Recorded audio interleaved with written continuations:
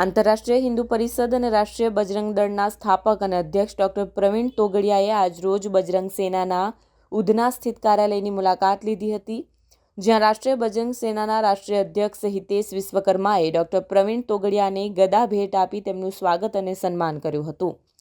Hitesh Vishwakarma doctor Pravin તોગડિયાને પોતાના પ્રેરણા સ્ત્રોત માને છે, ત્યારે આ અંગે ડૉક્ટર પ્રવીણ તોગડિયાએ જણાવ્યું હતું કે આગામી સમયમાં પ્રયાગરાજમાં મહાકુંભ મેળો થવા જઈ રહ્યો છે, ત્યારે ડૉક્ટર પ્રવીણભાઈ તોગડિયા અને તેમના સંગઠન દ્વારા આમાં કરોડો ભક્તો માટે અલગ અલગ સેવા કાર્યો થવાના છે.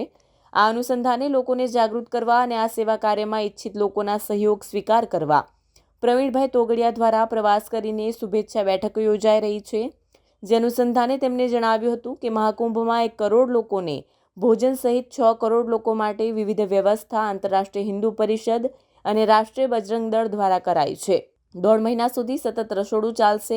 રોજના 8,000 લોકોને રહેવાની વ્યવસ્થા કરવામાં આવી છે. આ સાથે રોજે રોજ 1.5 લાખ જેટલા લોકો માટે ગરમ ચાની વ્યવસ્થા પણ કરવામાં આવી છે.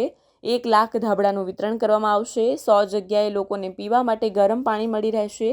આ સાથે 500 જેટલા ચાર્જિંગ પોઈન્ટ ઊભા કરવામાં આવશે, જેથી મહાકુંભમાં આવતા લોકોને કોઈ અગવડતા ના પડે. અમારા અંદાજ મુજબ 30 થી 40 કરોડ લોકો મહાકુંભનો લાહવો લેવાના છે, જે સનાતન હિન્દુ જાગૃત છે તેનો પુરાવો આપશે. આ મહાકુંભને લઈ સરકાર દ્વારા પણ વિશેષ व्यवस्था કરવામાં આવી છે.